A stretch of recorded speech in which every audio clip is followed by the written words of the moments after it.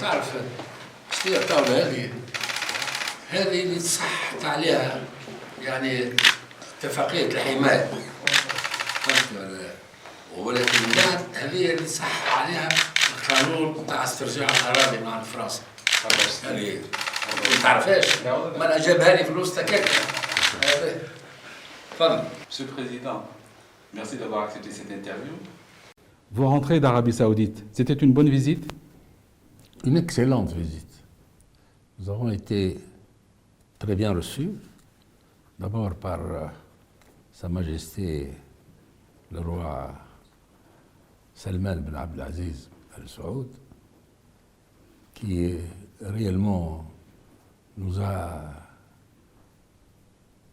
envoûtés de son charme et de son amitié pour la Tunisie, d'autant plus qu'il est le fils du roi Abdelaziz qui avait en son temps reçu le combattant suprême Habib Bourguiba avant qu'il ne commence son œuvre pour la libération de la Tunisie. Et effectivement, nous allons aussi parler de l'avenir de nos relations. Et je pense que nos relations vont être des relations de solidarité, de coopération, de soutien mutuel. On s'attend à des résultats concrets rapidement? D'abord, nous n'avons pas été pour cela, mais effectivement, je pense que l'avenir de nos relations vont être des relations, comme je viens de le dire, de soutien, de solidarité, de coopération, et peut-être de consultation sur tous les problèmes politiques, et économiques et sociaux. Monsieur le Président, l'année 2015, votre première année à Carthage, aura été une année très intense pour vous.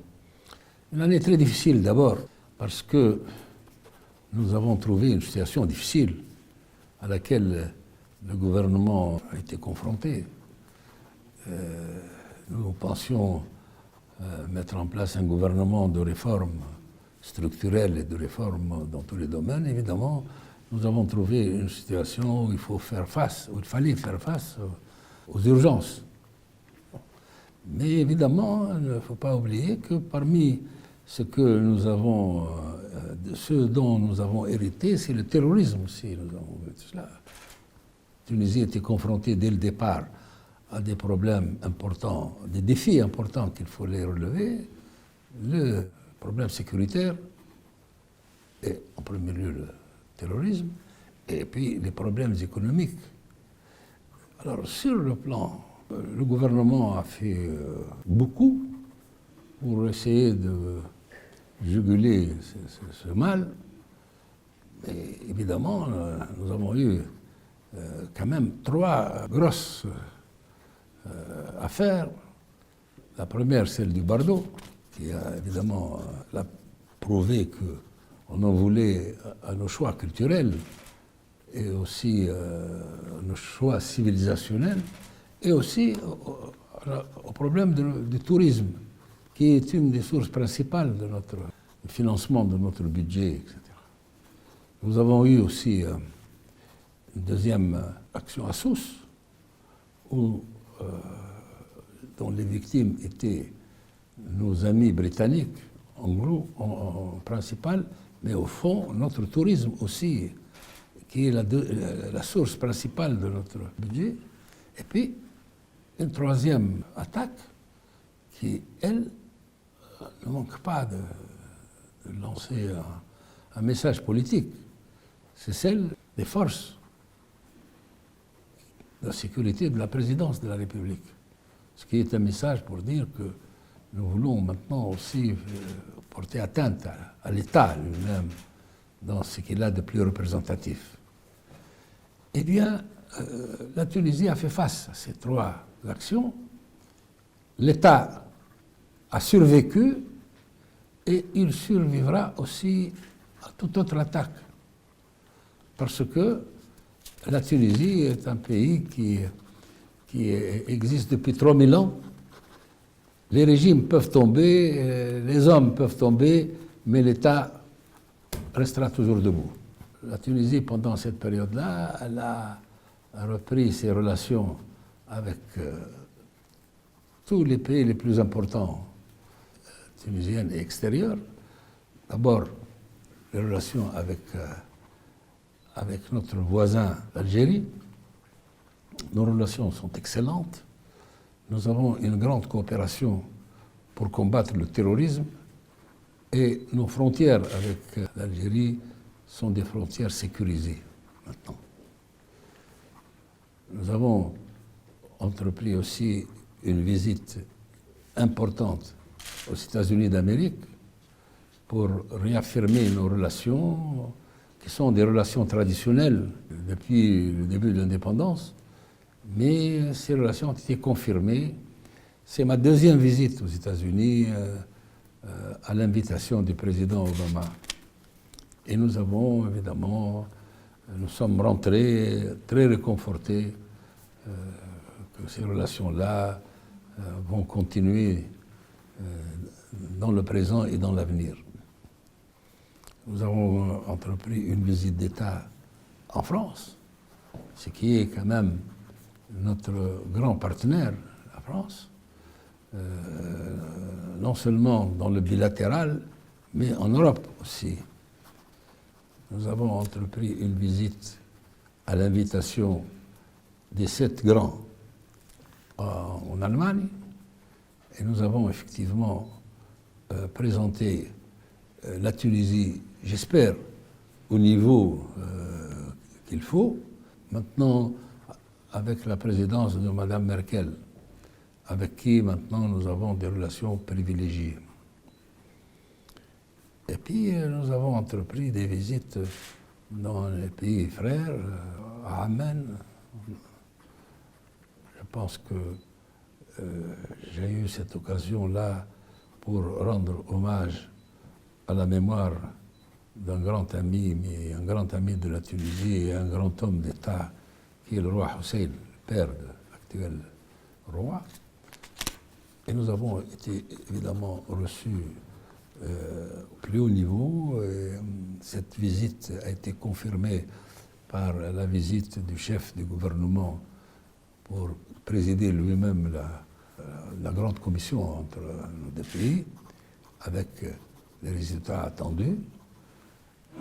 Je viens maintenant de rendre visite officielle à l'Arabie Saoudite et je vous en ai parlé un peu. Puis il y avait des visites complémentaires qui ont été entreprises par le chef du gouvernement et qui vont dans le même sens. D'abord, pour assister au 70e anniversaire de la création des Nations Unies, il a fait des rencontres importantes et avec le président Obama, avec Mme Merkel, avec le secrétaire général des Nations Unies. Il a représenté la Tunisie à la COP 21, où il a rencontré beaucoup de chefs d'État. Il a aussi fait une visite en Allemagne, aussi, une visite en Italie. Donc ce sont des actions complémentaires. Nous pouvons dire maintenant, à la fin de l'année, que la Tunisie a été présente dans toutes les manifestations internationales et que, je pense, la Tunisie a repris sa place dans le concert des nations. Comment s'annonce l'année 2016 ? Je suis sûr qu'elle sera meilleure que l'année 2015. Et nous allons nous y employer pour cela. Mais évidemment, il faut que tous les Tunisiens se mobilisent pour que leur pays sorte de l'ornière dans laquelle nous l'avons trouvé en arrivant au début de l'année 2015. De toute façon, tout le monde doit convenir que nous avons terminé l'année 2015 dans les meilleures conditions, que tout ce qui était escompté par les mauvaises langues ne sont pas arrivés, et que j'espère que l'année 2016, nous rentrons quand même dans un processus évolutif vers une situation meilleure. D'ailleurs, la plus grande réalisation, à mon avis, politique, c'est celle de la paix sociale, laquelle nous avons atteint en accord avec l'Union générale des travailleurs tunisiens.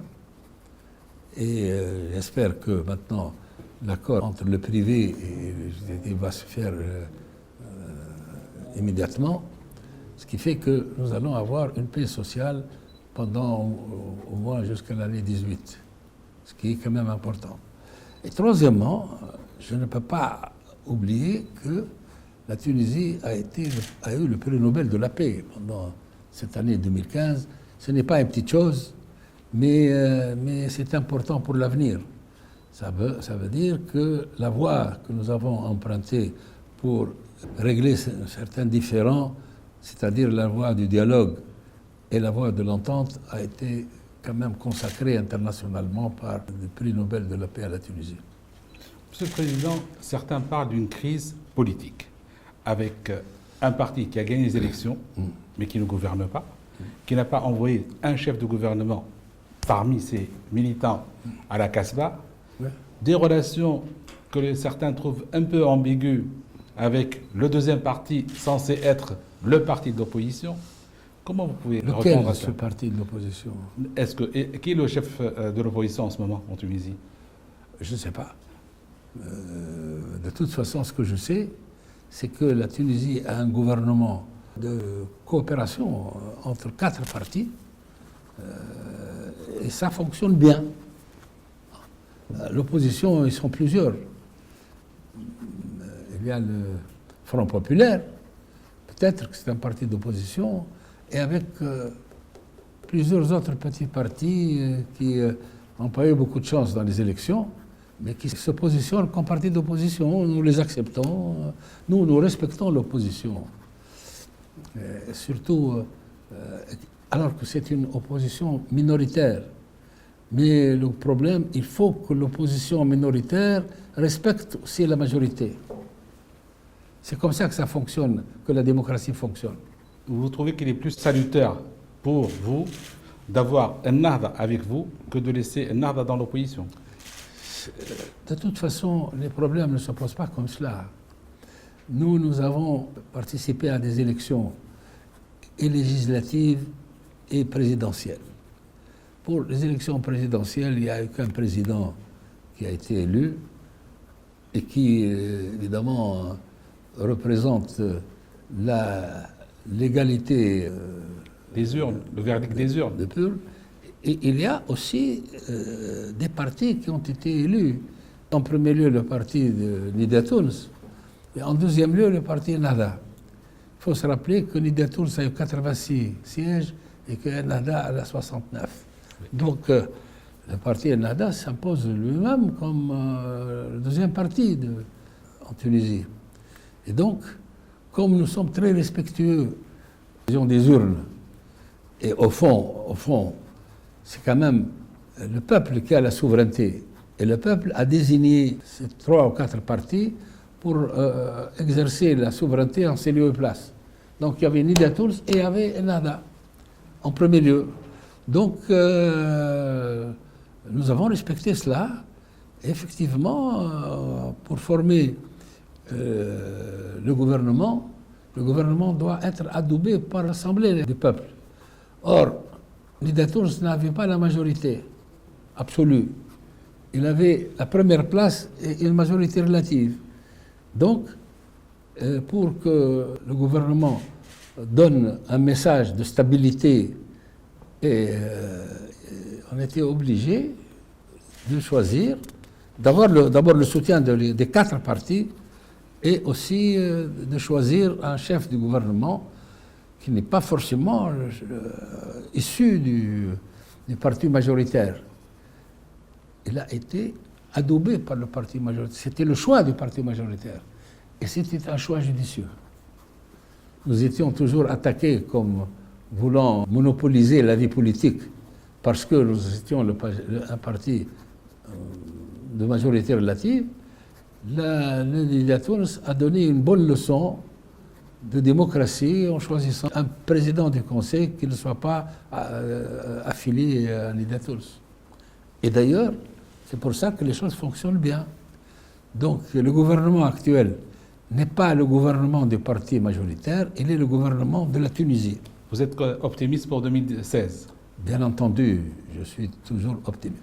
D'abord, si j'avais la conviction qu'on ne pouvait pas sortir la Tunisie de l'ornière dans laquelle nous l'avons trouvée, je ne me serais pas présenté. Moi, j'ai la conviction que la Tunisie va sortir de la situation actuelle dans laquelle elle se trouve et qu'elle va continuer son chemin dans le sens de plus de démocratie. Et c'est ça la partie la plus difficile. Il faut que la démocratie soit quand même consacrée dans la vie de tous les jours, et elle le sera par l'action de tous ses enfants, contre toute exclusion, sauf ceux qui s'excluent d'eux-mêmes. J'étais moi-même menacé d'exclusion au début de mon intervention après la Révolution, et ce n'est pas à moi d'exclure qui que ce soit. Tout le monde est le bienvenu, dans la mesure où tout le monde veut participer à faire sortir la Tunisie de l'ornière où elle se trouve. Et je suis optimiste pour cela. Bonne et heureuse année, Monsieur le Président, meilleurs vœux. Voilà, merci.